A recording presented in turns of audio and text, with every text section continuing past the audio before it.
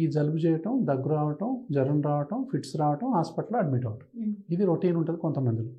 కొంతమందిలో ఏంటి ఫిట్స్ ఉండవు కానీ మెల్లగా ముక్కు గారటం, తర్వాత మెల్లగా గొంతులో బురబుర అంటాం, తర్వాత జలుబు వస్తుందని తల్లిదండ్రులు తెలిసిపోద్ది, వెంటనే దగ్గు రావటం, తర్వాత పిల్లి కూతలు, తర్వాత పక్కలు ఎగరేయటం, ఇంకా దగ్గి వాంతి అయిపోవటం, ఇంకా కొంతమందికి న్యూమోనియా వస్తుంది అందులోనే, మళ్ళీ పోయి మెల్లగా హాస్పిటల్లో అడ్మిట్ అవుతారు.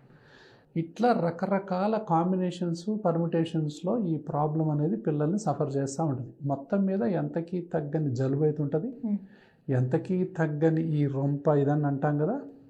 తర్వాత ఎప్పుడు చూసినా అది పడట్లేదు, ఇది పడట్లేదు, ఫ్యాన్ వేస్తే పడట్లేదు, బయటికి పోతే పడట్లేదు, నీళ్ళు మారితే పడట్లేదు, చాక్లెట్ తింటే పడట్లేదు, ఆ ఫుడ్ తింటే పడట్లేదు, ఈ ఫుడ్ తింటే పడట్లేదు, ఏదో ఒకటి పడట్లేదు. వీడు స్కూల్లో పోయి ఏం తింటున్నాడో ఏమో.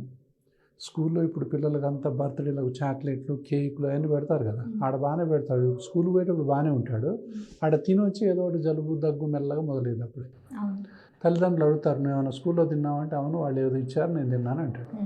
సో ఈ ప్రాబ్లం ఎక్కువైపోయింది యాక్చువల్గా స్కూళ్ళల్లో. అయితే ఈ ప్రాబ్లం వల్ల ఏంటంటే అలర్జీ, ఆస్మా పిల్లలకి ఇది పడదు, చిన్నపిల్లలేమో ఆగలేరు. సో దీనివల్ల అడ్మిట్ అయ్యేవాళ్ళు కూడా చాలామంది ఉన్నారు పాపం, స్కూల్లో వచ్చేటటువంటి ప్రాబ్లమ్స్.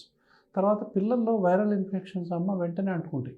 చిన్నపిల్లల్లో ఎవరికో ఒకటి జలుబు ఉంటుందిగా, ఈ పక్కన కూర్చున్నవాడికి వెంటనే అంటుకుంటుంది. ఇటు స్కూల్ పోయేటప్పుడు బాగానే ఉంటాడు, స్కూల్ నుంచి వచ్చేసరికల్లా జలుబు, ఏదో ఒకటి ఫీవరు, దగ్గు అలాంటివి వస్తూ ఉంటాయి.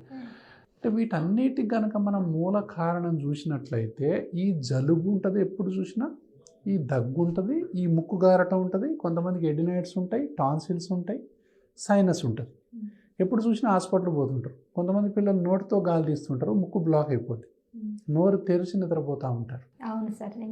అవునా? ఈ నోరు తెరిచి నిద్రపోయేటటువంటి పిల్లలందరికీ ఎడినైడ్స్, టాన్సిల్స్, సైనస్ ఉన్నట్టే లెక్క. అంటే వీళ్ళల్లో తల్లిదండ్రుల్లో వీళ్ళకి అలర్జీ, ఆస్మా కూడా ఉంటే ఉండొచ్చు.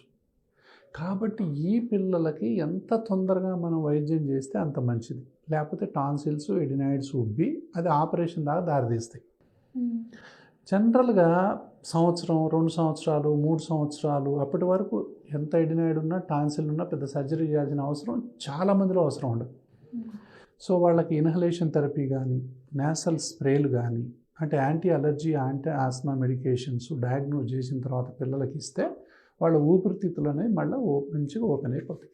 ఈ ముక్కులు కానీ ఎలర్జీ వల్ల ఎడినైడ్స్ ఉబ్బుతాయి, ఎలర్జీ వల్ల టాన్సిల్స్ ఉబ్బుతాయి, ఎలర్జీ వల్ల సెక్రీషన్స్ అయ్యి సైనసైటిస్ వస్తుంది.